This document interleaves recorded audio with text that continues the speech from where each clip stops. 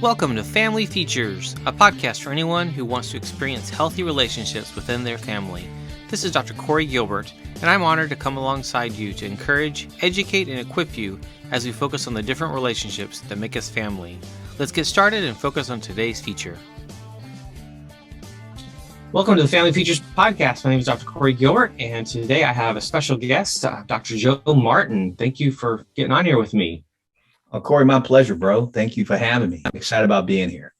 Yes, looking forward to our conversation about men and about our marriages and about how it is so important that we fight for what matters most. So looking forward to our conversation. Tell us a little bit about yourself, Dr. Martin. I can give you the long drawn out story, Corey, but I'll just give you what I call the phases of my life, and we can always go deeper into any one of those categories, but I'll touch on each one briefly. Sure. I like to summarize my story as being going from rags to riches to ruin to redemption. Nice. And when I say rags to riches to ruin to redemption, rags, I started out in one of the toughest inner city ghettos in Miami, Florida, in a place called Liberty City, Miami. My mom was a teenage mother at the age of 16. She had two kids by the time she was 17. So she was a high school dropout with two kids, and my dad left when I was only 2 years old. So my mom she was a child raising two children on her own, which led to a lot of depression for her and some alcohol abuse and other things. But in addition to growing up in that environment, just what you hear on the news and the media, what you see on television and the movies, it was a pretty horrific childhood, filled with addiction, abandonment, abuse. I was sexually abused as a child for 3 years of my life, from the ages 12 to 14, by a family member. And I held on to that secret for over 2 decades before I let anybody know what was going on. But that was the rags part.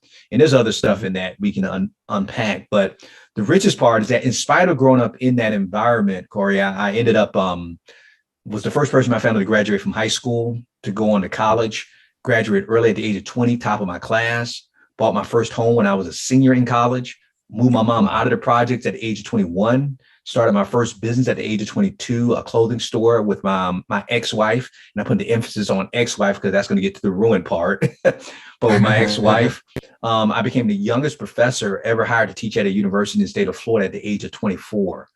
Worked for the Florida governor's office at the age of 26 as communications director, had my PhD by the time I was 28 years old, had written 2 books by the time I reached the age of 30. And I was traveling all over the country, all over the world, training educators. I told you that prior to coming on, that I used to be in education. But I was one of I was a top educational consultant, working with over 750 school districts across the country in 4 different countries, helping turn schools around and helping teachers connect better with their kids, helping kids achieve. So, I had my own television show, had my own radio show. This before podcasting and all this other stuff. But I had a radio show just for teachers. And so that was the highlight. That was the riches. Now, I wasn't like a millionaire. I didn't have Bill Gates money or Jay-Z money. But coming from the projects to that, I felt rich. You're talking about my ex-wife didn't have to work. I was in my 20s. I can do whatever I wanted. We had multiple homes, and I was still in my 20s. And I've never played sports, never dunked a basketball, never told a joke, never entertained. This is all based on just my intellect and based on my gift to gab, to communicate. And so that was the richest part of it. Then the ruin part came when I never dealt with that trauma in that past. From dealing with your clients, and that you can only try to run away from your past so long before it catches up to you. I describe it as being the equivalent of trying to push a beach ball in the water. You may succeed for a little bit, but the deeper you push it down, the higher it's going to pop up when you slip. Yes. And so it slipped up in my marriage, and I became addicted to porn, which may end up turning into being a sex addict. And I became a serial adulterer, in which now we're going to probably lose all your women who listen to me right now because they'll think I'm slum and scum. But I've been redeemed. There's another part of the story. But that's the part. But that's the part that ruined my life. I lost my wealth, risked my health. It's by the grace of God, Corey, that I don't have AIDS. I wasn't using my common sense in how I slept with these women and who I would hook up with, and it devastated, as you can imagine. It destroyed my wife's life. For sure. She was a virgin when she met me, and so she had never been with another man, and so we had a sort of like this storybook romance, because we met when I was a freshman in college and she was a senior in high school. And this came out after 16 years of marriage. Oh, wow. Yeah. So she had a lot vested in this, and it just destroyed her life and pretty much destroyed mine as well, and our family unit, because we had a child. And so I thought my life was over by that time. Because how do you get it? How do you get all that before the age of 30 just to lose it all before you reach the age of 40? And so I'm thinking, okay, I become one of those cautionary tales like the athletes and the entertainers that you hear about who had it all and just blew it. So I thought there was nothing that God could ever do with my life. And so I just said, okay, if I just raise my son as a single dad, because I got joint custody. Can you believe that? I got joint custody of my son. And so I became a single dad. And even though we had joint custody, I pretty much had him most of the time because I was self-employed and she had a regular job. So obviously I had more of the responsibility because I had more flexibility. And so that became my main focus of being a good dad. And based on my son's response, he would tell you I was not just a good dad, I was a great dad. But I didn't become a great dad until after I ruined my life. And so I thought, okay, that's good enough. I don't care if I never do anything positive, as long as I can raise this son the right way. But God had other plans for me, because for some crazy reason, he decided to give it back to me and say, I'm going to give you a new start, but I want you now to use the tears of your past to be medicine for the souls of men. And so he gave me this crazy idea and this vision to work with men to help them write their comeback stories, or at least at the minimum, prevent them from ever having to write one in the first place. Right. Now, now that's a great idea on the surface, but the bad part of that is that now I got to tell the world about my failures, like I'm telling them about my failures right now, because you can't help them write a comeback story till they want to know, where'd you come back from? And so, and when they hear my story, especially men, they're like, okay, now I was feeling pretty bad about myself until I heard Joe's story. At least I'm not that bad, and I don't mind being judged like that, because sometimes men need to know that you're not the only one. Sometimes they suffer from this affliction. I call terminal uniqueness, thinking that nobody has gone through what I've been through. I'm the worst person in the world. Well, it's like playing poker. I say, okay, tell me what you did wrong. Okay, I can raise that by 2. Let me tell you what I did wrong. Because I had the means to continue to do wrong things. And most of these men that I run into, they didn't have that kind of means to be able to do some of the stuff that I did. And so, but it gives me hope, even though I'm sort of like the punching bag or the dump truck they can dump on. They say, wait a minute, if this dude could survive that, and now I have it all back. I'm now happily married again. Now I'm in a blended family. Now I have a daughter. Can you believe God trusted me, giving me a daughter now? And she's not my biological daughter, but you couldn't convince her that I'm not her daddy. Her dad abandoned her when she was 5 years old, and she really loved him, but then he didn't want to have anything to do with her after her mom married me. And so because of his own resentment and bitterness, but I stepped in, and of course I had to build trust with her. But now the redemption part of all of this is not only am I now, my family's been restored and I'm now happily married, and my kids are now out of the house. So we're empty nesters now. Now my daughter's 19. And my son is 20, my son is 25 now. And when we got a divorce, his mom and I got a divorce, he was only 9 at the time. And so now I have a platform, and we have a podcast now that is the top rated podcast for Christian men on Apple Podcasts. And what we do is we help men win, like you said, Corey, at what matters the most. And sometimes I'm in shock. I'm humbled that I'm able to work with men in this capacity. But I realize now that if I didn't go through what I went through, I could help guys who are going through what they're going through right now. And we help not only men, but we help the women who love and support those men. Because a lot of times women want to know, how can, my husband's story is similar to yours, but I don't know how to help him. What's his problem? Why does he do this? Why is he mad at me? And so I'm able to help them get to the root of that a lot of times, because I can just share from my own personal experience, but also from the men that I've mentored, coached, and personally coached myself. And now to this point, it's been hundreds of men, and we've reached thousands of men all over the world. Where did your faith come into the story? It's been a work in progress. It started when I was a kid. My mom, I told you, had her own demons she had to deal with. She passed away 2 years ago this Thanksgiving, on Thanksgiving Day. But my mom she introduced me to God when I was a kid. And I said that it's a work in progress because my mom took us to church and we didn't know, we just going because mom said, go to church. And if you don't go to church, you're not going to be able to go outside and play with your friends. And by the way, Corey, that's when they used to let kids actually go outside. They wanted to go outside and play. I know. Remember those days? Oh, So I wanted to go outside and play. And she used to threaten us that if you don't go to church, you're not going outside to play with your friends. And so we went out of obligation. And when you go to church out of obligation, it's not about a relationship with God. It's about just checking off the boxes. And so I went. But of course, even if you just go just to attend, let's say, just because you stand in your garage doesn't make you a car. But if you stand, in the garage, if you go to the garage every day, you're going to start acting. Maybe you start sensing some things that cars do, while they're in the garage. And so even though it wasn't intentional, I went to church so much that I got a little bit of God in me. And I started actually listening to what they were talking about, but I still didn't have a deep commitment and relationship with him. But I had enough relationship, and my mom doesn't even know this, rest her soul now, that little bit of God saved my life, because when I was 16, I thought about committing suicide because my mom didn't know that I'd been sexually abused from 12 to 14.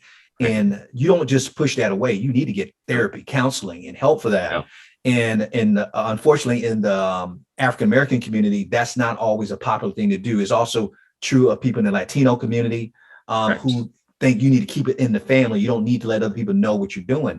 And so because of that, I became suicidal. It was a daily or at least a weekly idea. And it got really bad when I was 16, when I actually had the gun in my mouth ready to pull the trigger. And because of that little bit of God I had in me that my mom introduced me to, kept me from doing it. Because and it's funny because people say, what do you mean God kept you from doing it? I say, I heard a voice, but it wasn't audible.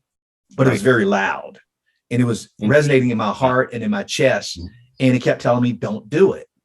And I didn't understand why, because I'm thinking, okay, if I don't do it, I'm going to get killed anyway. Because, I forgot to mention, doing that rag story, by the time I reached the age of 16, I watched 6 of my friends get murdered. And when you're losing friends at 12, 13, 14, 15 years old, you don't think you're going to make it to 18. And so I'm having this argument with this voice that I can't hear, but I can hear inside, and said, why shouldn't I kill myself? Death can't be easier than, death can't be worse than this. But the voice kept saying, just trust me, it's not over.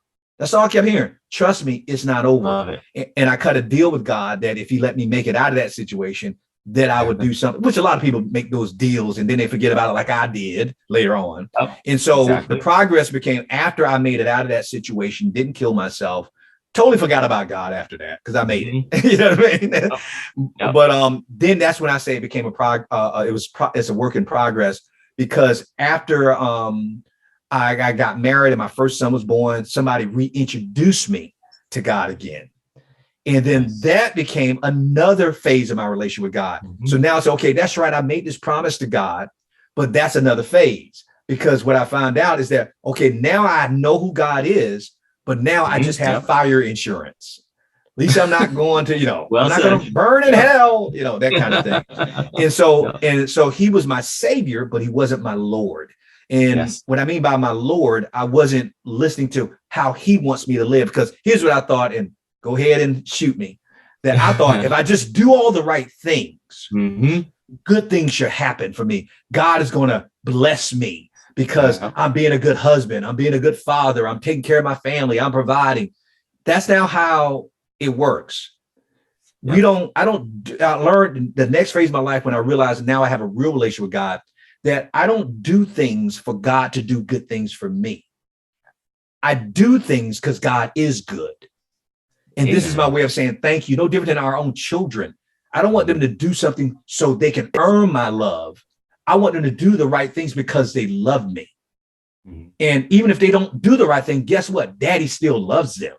Yes, exactly. And that's what I had to learn. So now I have a real relationship that's not based on what I do, but based on who he is and who I am in him, if that makes any sense. And so I wish I could make it cut and dry, but as you can see, I've had to evolve over time to learn this. But now we teach men now how to maybe skip over all those phases, just get to the real part, is that you have a God who loves you so much so much that there's nothing you can do to make him stop loving you. You can never do anything that will make him love you more or less. He loves you because of who you are. You are his own, and he claims you, and he's chosen you. He's adopted you. You're no longer an orphan, regardless of how you've been raised by the parents who brought you into this world.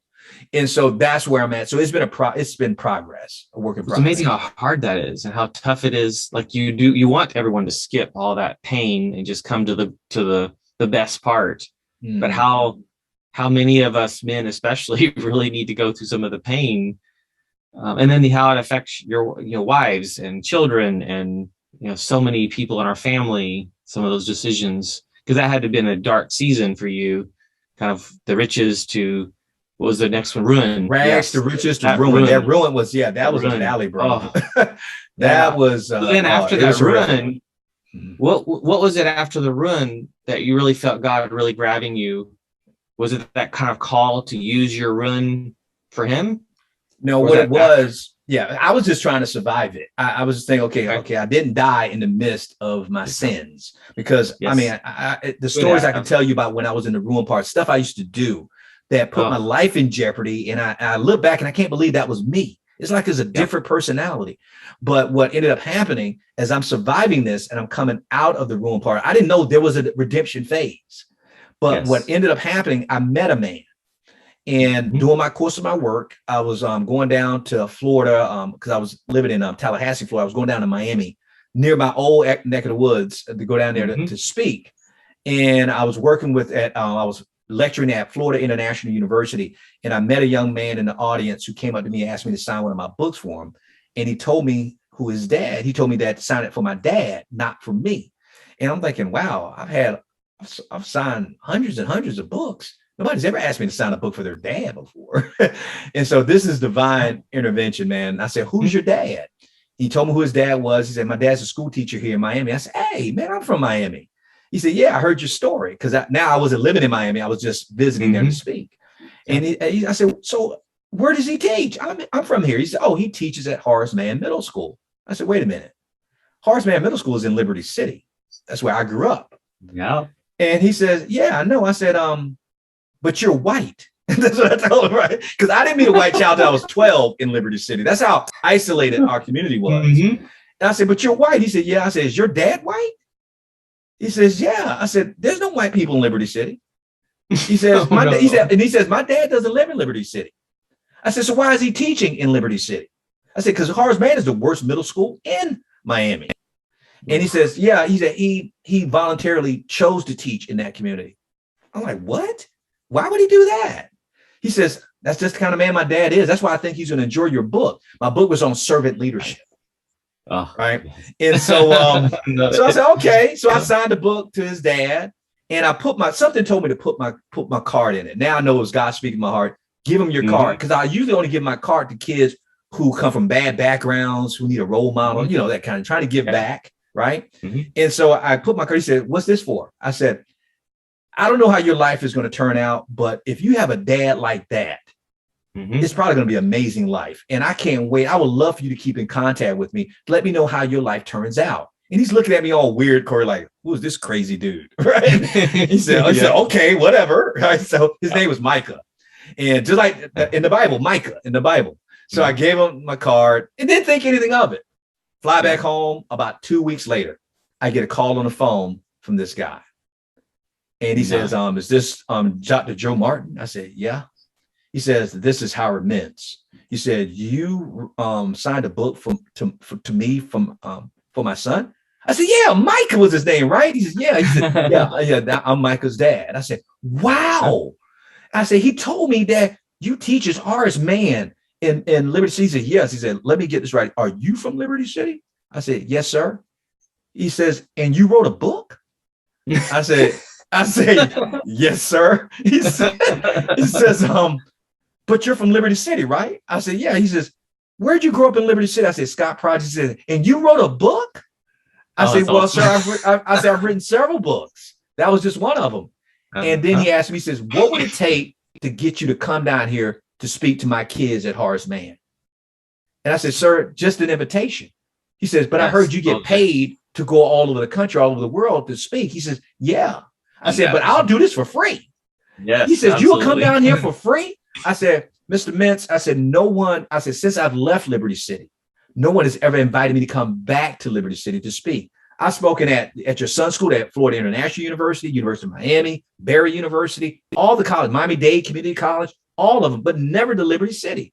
And so I paid my own way, Corey, to go down there, to go speak at Horace Mann. He said the reason why he asked me to come in, he says that he's been teaching at Horace Mann. He's now retired now, but he had taught there at that time for like 22 years, and he had been to 26 funerals.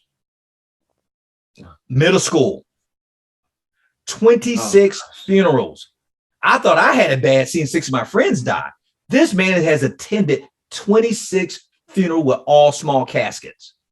Wow. And so he says, they need you down here. They need hope. They need to hear you. He says, please. I said, sir, I'm down there. Now, I thought I was going down there to speak, Corey. Now, this is the long-winded answer to your question. I went down there to speak, right? Give something back to the kids. Let's help these kids out. Give them some hope. Boy, I grew up in Scott Projects. Let me tell you about my mom and what I went through. My dad wasn't there. Yep. That wasn't the reason I went down there. That was part of it. But when I went down there, he wanted me to stay down there for about 5 days. Now, that was back then. Miami is still an expensive place to live, okay? Especially if you're trying to get in a hotel. So you're talking about easily about maybe close to maybe at least over $1,000, maybe $1,500 to stay in hotels for 5 days. All right, down there at a decent hotel where you're not going to get robbed. All right, so because Miami's big, but it's not that big, you know. And so he decided he's going to put me up in his house for those 5 days. Okay. Corey, it changed my life. This became the redemption stage because for those 5 days, this man Michael was his second oldest. He had 8 kids, all living under the same roof. And I lived with them for 5 days. He had 5 boys, 3 girls. And they ranged from, at that time, Brandon, his oldest, had to be about maybe 20, 21. And Michael had to be about 19 at the time. Now he's Dr. Mintz. Michael, by the way, spoiler alert, he's now a professor at UMass Amherst, you know, so, but, so I stayed with them, 5 boys, 3 girls, and I stayed with them for 5 days, and it blew my mind. Now, Corey, you have to understand, I grew up in a neighborhood where not one of my friends had a dad living in the home with them. Not one. Not one. So here I am in this home where I'm seeing a husband and a wife for the first time living together. I know about husband and wives. I never seen them live together, cohabitate before. And so I'm talking about as a kid growing up. And so here I am, I'm watching this, and I'm watching his relationship with his wife. I'm watching his interaction with his kids. I'm watching how his kids respond to him. I'm watching how his wife is grinning from ear to ear and how she responds to him with such admiration and respect. Because I tell men, if you really want to measure a man's manhood, don't look at his bank account. Don't look at his titles. Measure a man by the size of the smile on his wife's face when she's in the same room with him. And so I'm looking at this woman and I'm looking at these kids, and then he will put them to bed at night. And he says, Joe, will you join me? What do you want me to join you for about putting your kids to bed? To pray with them. This man doesn't even know if I believe in God. He's asking me would I, be there to pray with them and answer questions that they may have. And then he's doing it with his daughters and his sons. And I'm thinking, wow, this family doesn't seem real. They're eating dinner every night at the table. And they're saying, each one is telling you what they're thankful for. You know, from the youngest his youngest daughter had to be about 5 or 6 at the time, right? And they're just thanking God for different things.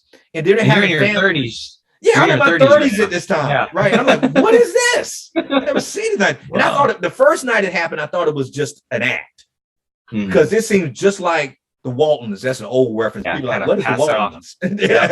Like Little House on the Prairie kind of stuff, right? No, this.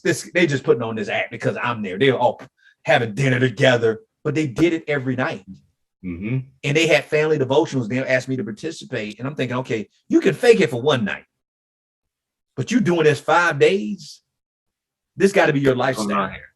This has to be your life.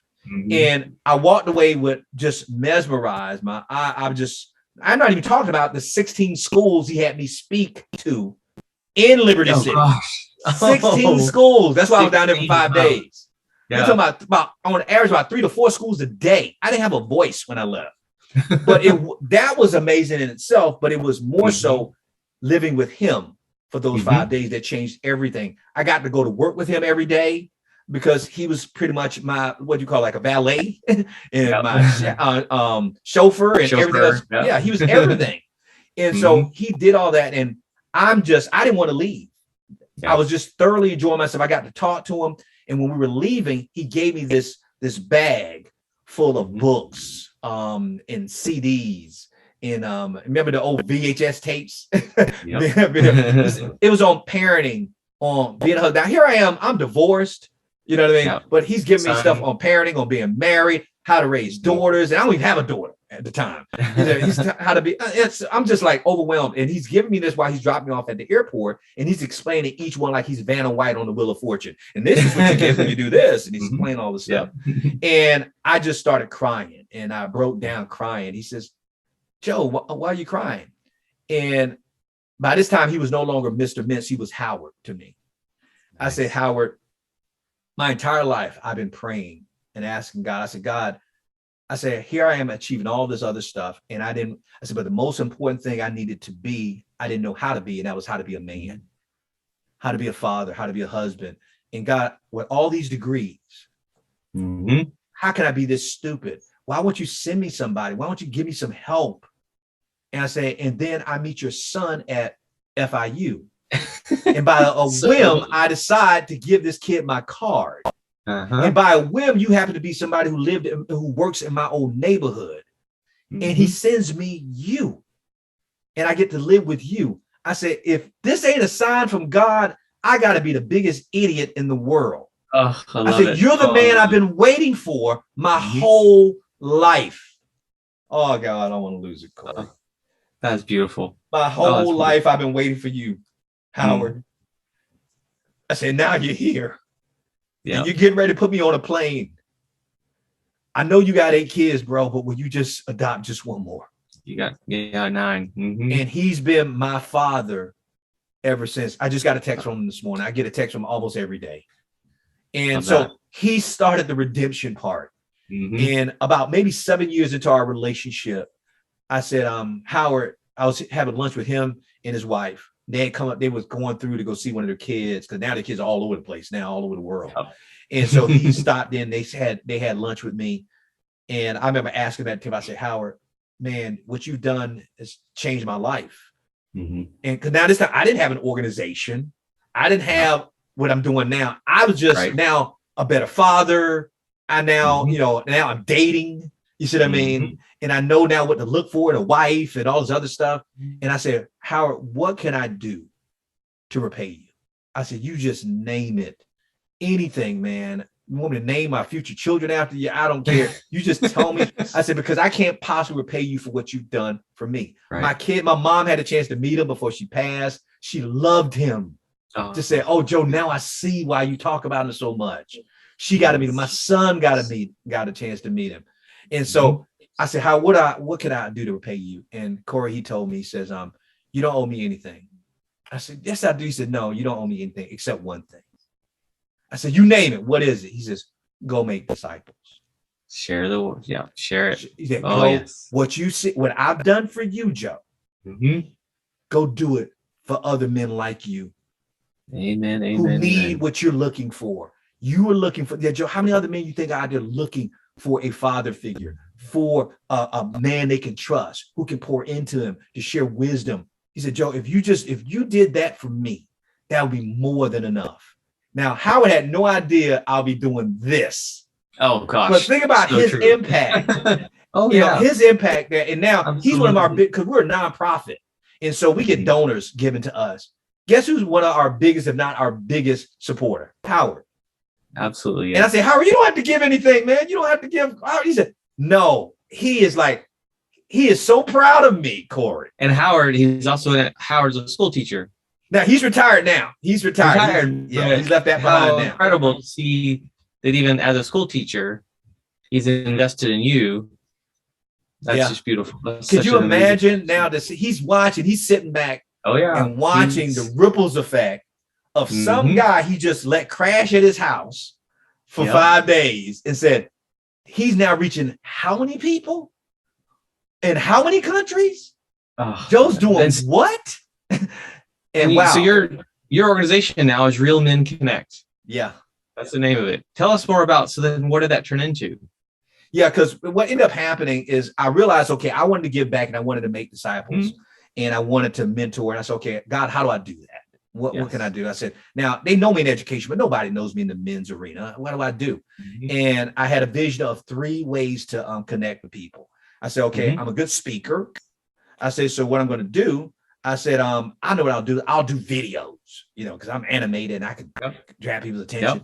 I said, man, I got my degrees in communication and I used to work for the governor's office. I'm really good at writing. I said, I'm going to do a blog too. We'll do a blog. Okay. And then I had this crazy idea. You know what? And since I'm good at connecting with people, I'm going to do a show, a podcast. Don't even know how to do a podcast. I'm going to do a podcast because everybody's doing a podcast. So I said, that's what I'll do. So I launched those 3 ways to just get the message out to people. And everyone started, all of those different mechanisms got traction, but the podcast took off.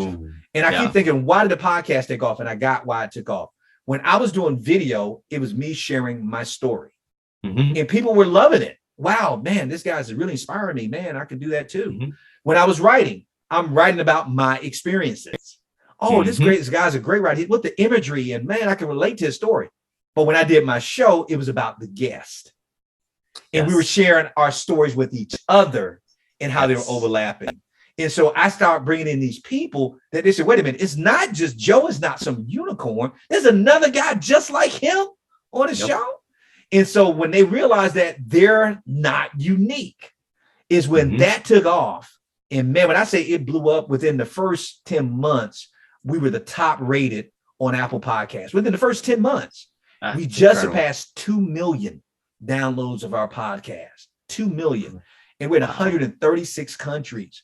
And the podcast is not our success. It's what got people to pay attention.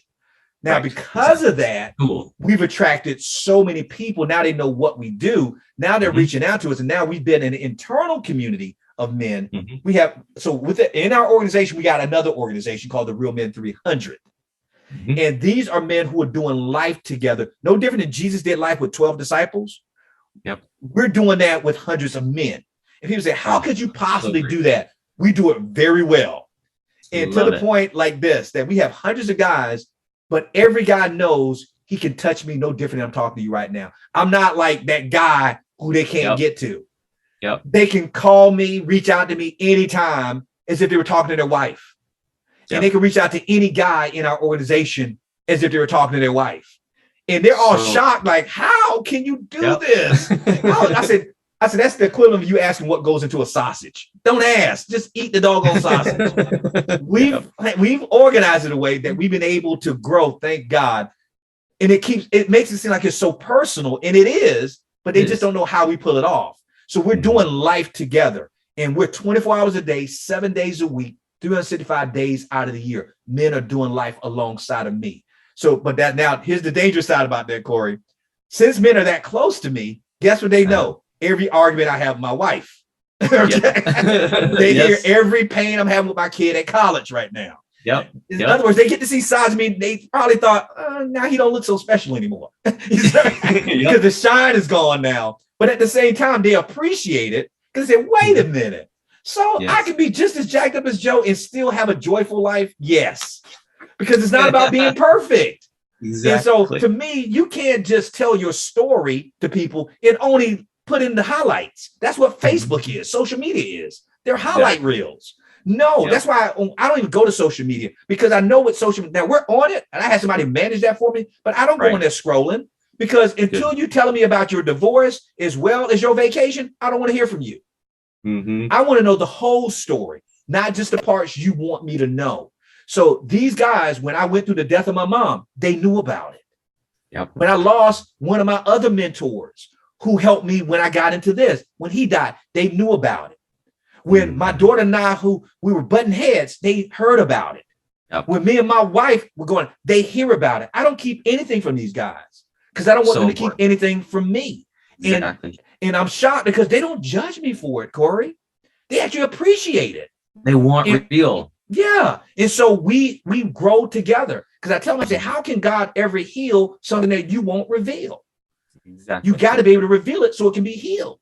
Exactly. And so we do life and we do it unapologetically, and we do it together. I call it messy Christianity. That's what we do. Messy Christianity. Yes. And so because none of us, based on what we've done, could qualify to be a leader at a church. None of us. We're that ragtag bunch that Jesus picked.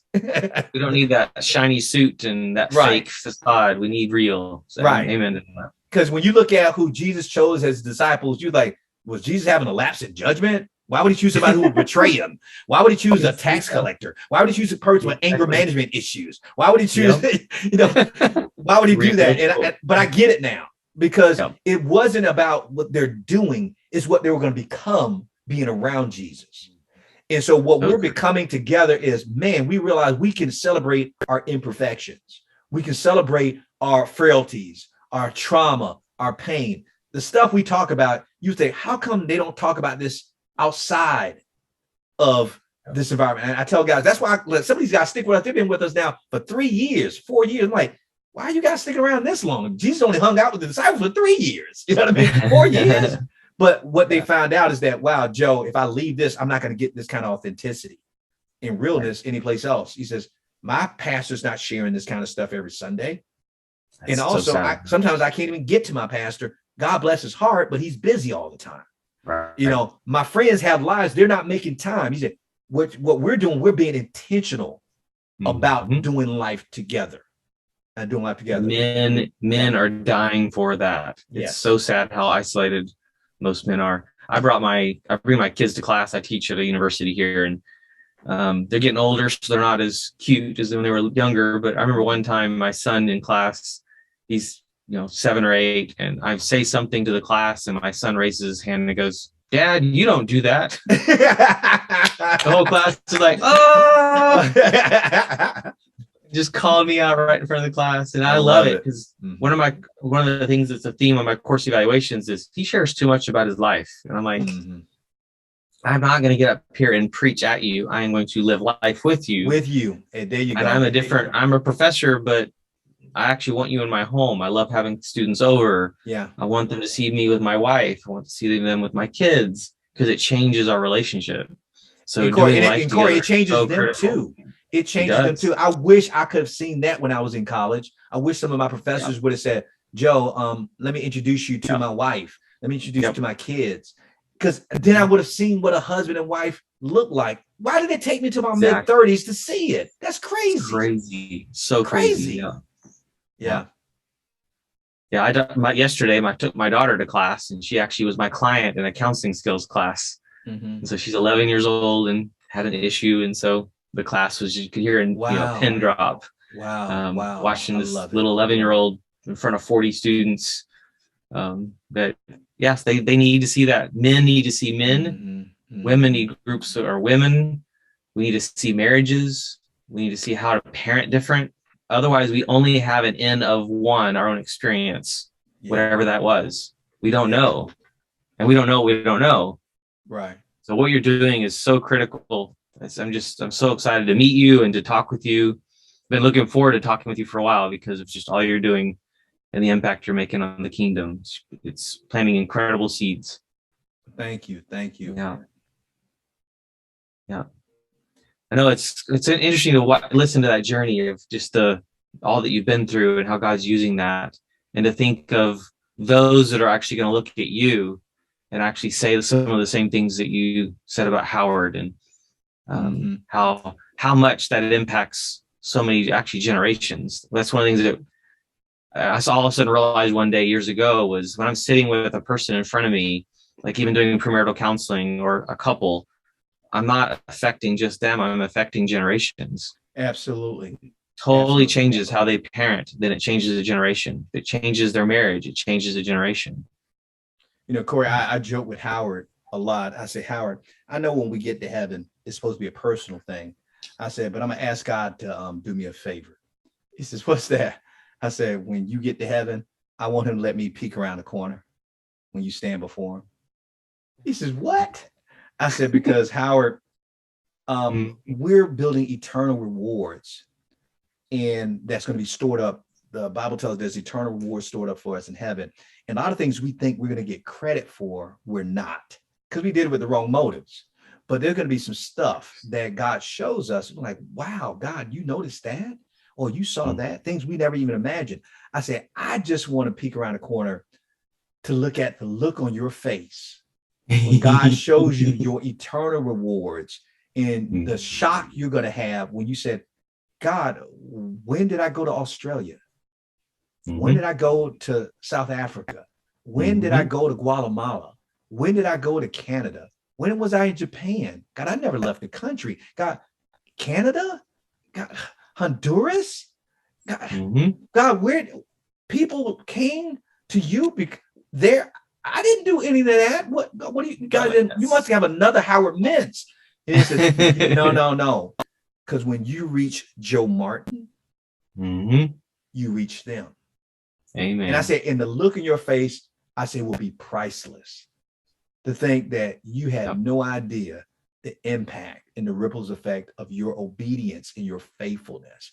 And I'm humble about it too, because I know the same thing's going to happen to me. Because based on the other men that I've touched, I'm thinking, God, when did I? Yeah. I never been in the prisons. What are you talking about? Impacting people in the prisons, not knowing that somebody I impacted is doing something in the prisons. You know, and like you said, it's the ripples effect, and it's humbling. It's humbling because, Corey, don't forget what I did. Exactly. Based on, you don't deserve it. Yeah, based on my past, I'm disqualified for what I've done. And I'm like, wow. And you still want to use somebody like me? For him to bring Howard to me after what I did. Right. How can I not love God? How can I not love him when nothing says I deserve that? And he didn't just give me a mentor. To me, I'm biased. He gave me the best mentor, the best. And people say, Joe, you always bragging about Howard. Do you know Howard would not even not appear on my show? He won't even come on my show. Really? Yeah, because he said, Joe, no, I don't want it to be about me, Joe. Don't. But I said, come on, Howard. Come on. He said, no, Joe, no. But what I can tell you, and that's why I said, okay, even if you won't come on my show, I'm going to tell your stories. And I'll tell you one thing that made me understand that I was blessed with a unique individual. It's a lot of things he did.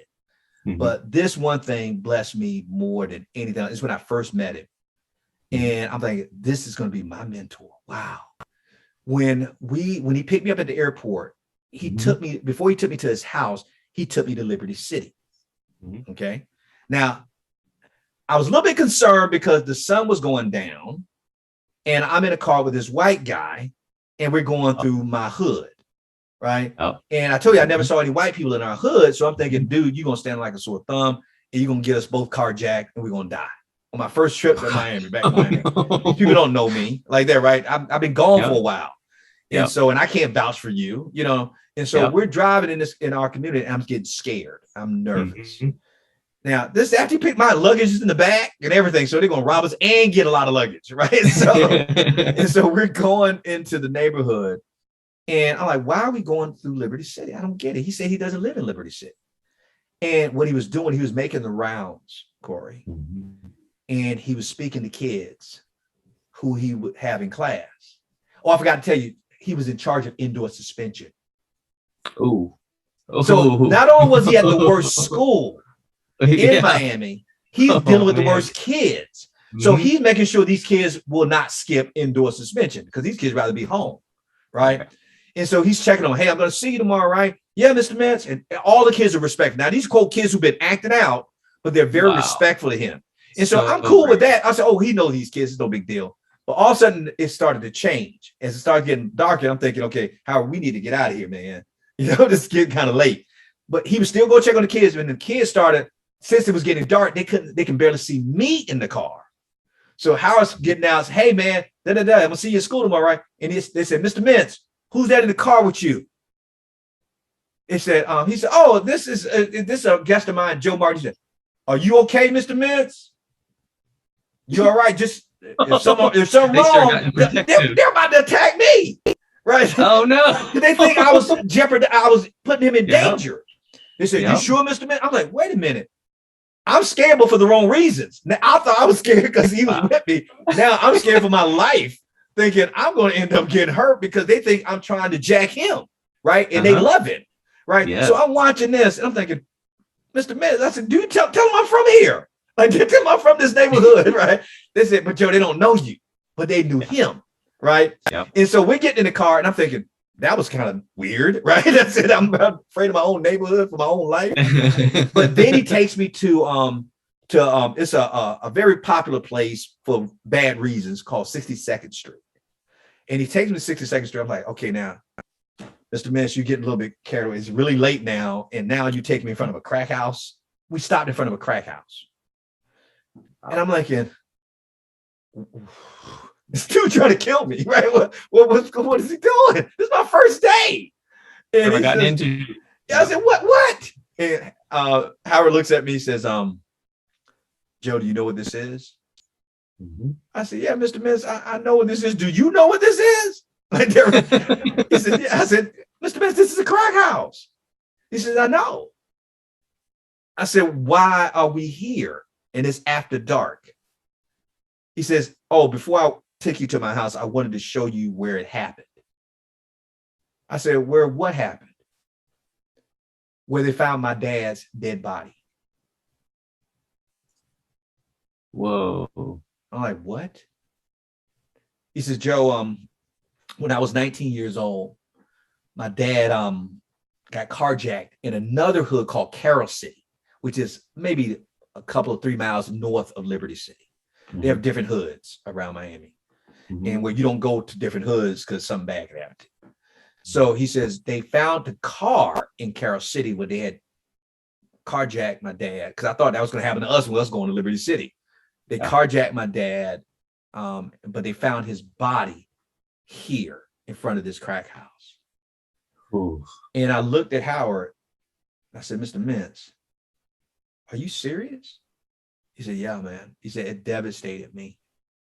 Devastated me. And I said, Mr. Mintz, I said, can I ask you something? He says, yeah. I don't get you. He says, huh? I said, you're telling me that this neighborhood murdered your father. The people in this neighborhood murdered your father. He said, yeah. But you voluntarily teach at the school in this neighborhood. Oh, and you're not just dealing with the kids in this neighborhood. You're dealing with the worst kids in the neighborhood who are more than likely would have killed your dad if they had a chance. So I don't understand you. Why would you voluntarily come to a place where these people murdered your father who you was close to? And this is where I tell you, I got the best mentor in the world. Because he said to me, Corey, and I quote, don't you get it? I said, no, get what? Joe, he said, they took my father because they didn't have one. Mm-hmm. But maybe if I came back and became a father to them, they would never take another one. Oh. And I said to myself, Corey, this is why I knew he was going to be my mentor. I said, oh, yeah. I said, what kind of man is this? Yeah. I said, what kind of man is this? And I'm speechless the rest of the ride home because I'm like, what did he just say? And then you go home to see a family. Then I see his family. And I see his family. Oh, my God. They need to see that so they understand the importance of a father. He said, Joe, when they killed my dad, they weren't thinking about, they never saw a dad. Yeah. So they don't know how important a dad's role is in the home.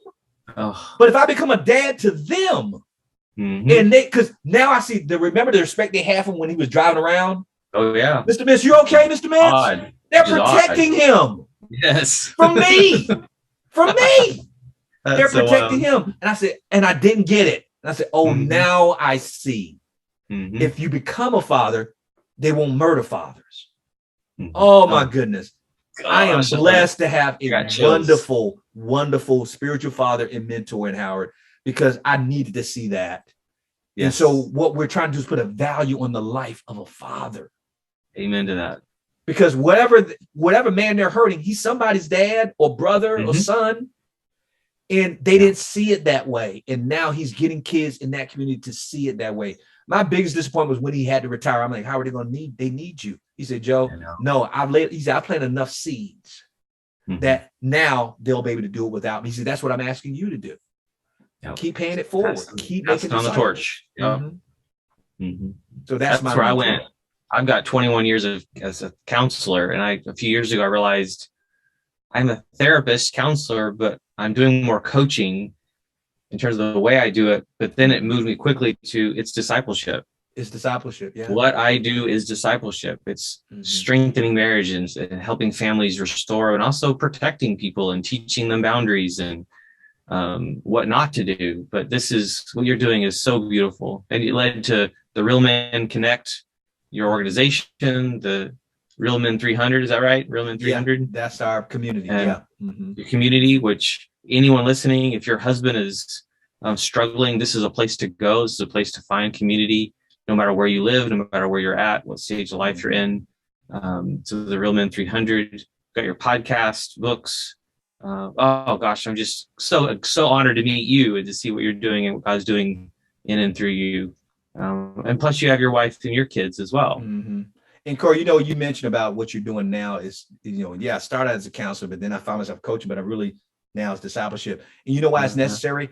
And I missed it when I was in education. In education, when kids come in, we kind of do a diagnostic check to see where they are, to find out grade wise where they are. And they get to take all these tests and we prod them and probe them, to see, okay, this kid, does he have a learning disability and all this other stuff. And then you have all the designations, the ADD, ADHD, and all these letters. And I missed it. I realize now that men have a learning disability that was undiagnosed by all the school system. And it's not ADD or ADHD, it's ABT. Ain't been taught. And when you say discipleship, that's basically what we're doing now. What we realize, it started out as counseling. Go, oh my goodness, they ain't been taught.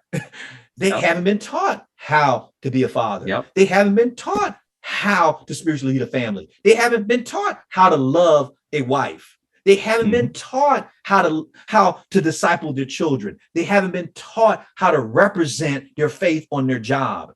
They haven't been taught how to communicate effectively. They haven't been taught how to listen and read between the lines when it comes to dealing with their children and their wives. And so that's what I realized. We're ABT, ain't been taught. I wasn't taught until I was in my mid to late 30s with all this education. But I had a learning disability, ABT. And when we're humble enough to admit it, that's when the help begins. But I would love for the women out there who are listening is I know sometimes they get frustrated with their husbands because they think their husband should be at a different level. But think about this. If you were sending your kid to first grade, sending your child to first grade, and then all of a sudden the teacher says, the teacher gives them all Fs. You're like, what are these Fs for? Oh, because your son or your daughter didn't know calculus. You was like, what? But they're only 6 years old. Well, they should know calculus by now. They have 6 years on this earth. They should know calculus. You said, how do you expect my kid to know calculus if they haven't been taught calculus? Well, unfortunately, that's us as men. We may have a lot of years behind us, but we haven't been taught how to love, lead, and lead a family. And your wife, so ladies listening, you're one of the key teachers in your husband's life. But he also needs men in his life. Men. I didn't understand that till I was in my 30s either, that I needed men in my life. And I finally got a part of a biker group. I'm a motorcycle guy, and that became these godly men who I love and respect. And ironically now it's through Boy Scouts. I have dads that are in my community as leaders that I look forward to time with, and we influence each other. And it's sad because the times that I really see who's around me is when there's a crisis. It's also great. It's sad that it takes the crisis to realize, oh, wow, I have these people in my life that love me. So I don't wish the crisis on people, but it's the crisis where you really find out how strong your marriage is, how what you've are even missing. But ABT, ain't been taught. That's and Corey, you bring up a great point.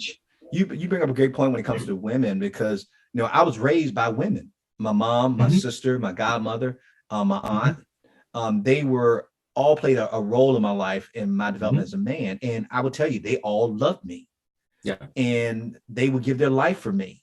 And people say, well, that should be enough. No, what I learned that women play a role in my life, but women encourage, and they should be encouraging. And I've learned a lot of things about women from my mom, my sister, my aunt, my godmother. But it takes another man to affirm another man. A woman, she can try, she can encourage him, but she can't affirm him.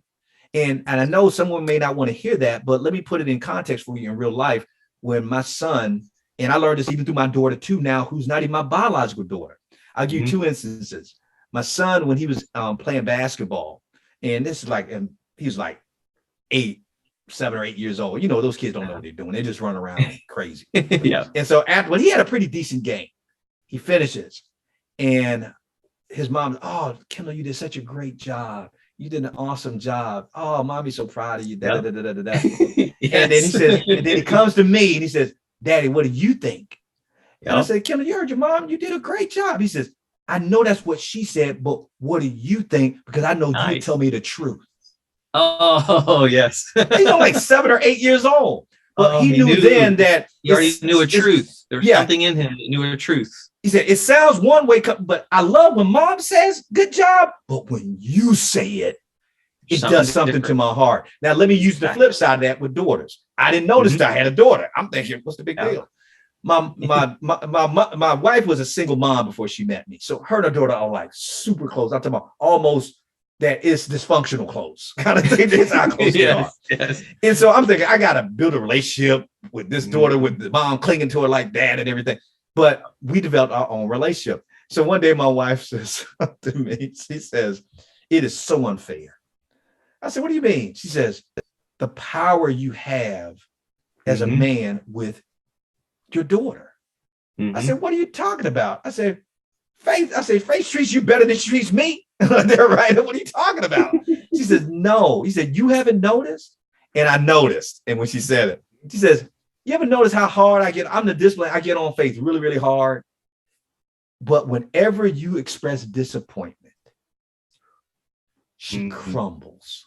Yes. And I said, yeah. She said, you haven't threatened her like I did to an inch of her life. You know what I mean? You just said that you're disappointed and you're saddened by her actions or something that she does. And she just loses her mind. She said, you never thought and questioned, why is that? Because it's the affirmation of the father. Exactly. And I remember my daughter came in, she was about 12 years old. She's 19 now, but she came in. She says, Daddy, what do you think of my dress? What do you think of my dress? She's spinning around. What do you think of my dress? Right. And she knows I'm a straight shooter. I say, now, Faye, babies. I call her Sweet Pea. I say, Sweet Pea. Now, you know how daddy is. Do you want me to tell you the truth or what you want to hear? She says, tell me what I want to hear, Daddy. Tell me what I want to hear. I said, it's good. You look beautiful. But she wants to hear the affirmation of her daddy. And that's the role that we play. We all should be encouraging and affirming, but it means different coming. That son needs to be encouraged by his wife that, guess what? Yes, a woman she can see something in you that's attractive other than just your looks. But he needs to know I have what it takes to be a man. He needs to hear that from a man, not from his mom. It's that affirmation, man. So I'm telling you, you're absolutely right, man. We need it. We need each other. So I was definitely honored to meet you and hear what you're doing. And what's your contact info? How can people reach out and find you? Very easy. Real Men Connect. RealMenConnect.com. And just think about what do real men do? They connect. They connect to other men. They connect to their wives. They connect to their children. They connect to their community. Real men connect to their hearts. They connect. Real Men Connect. And by the way, I got to give full disclaimer. My wife came up with the name. Nice. Real Men I love Connect. it. She came up with the name. I said, Tanya, why that? She said, Joe, because it implies action. That Yes. real men must do something. They must connect. It's a verb and a noun at the same time, but it implies action. And that was the best name we came up with. realmenconnect.com. So if they want to find out about us and everything we're doing, even the Real Men 300 in the community that we built, all they got to do is go to realmenconnect.com and just click on Real Men 300. Sounds great. Definitely honored to meet you. So great talking with you. So great hearing your story and your vulnerability. I really hope this impacts a lot of people. And we continue to build the kingdom. So such an honor to talk with you today. Thank you, Corey. My pleasure. Anytime, bro. Awesome. Thank you for tuning in to the Family Features Podcast. It has been an honor to serve. Find out more about Dr. Gilbert and his resources for you and your family's growth and success at healinglives.com. And if you think you could use some support along the way, be sure to book that call at bookdrg.com. And one more thing, if you found this helpful, please share this podcast with others so that we can change the world together.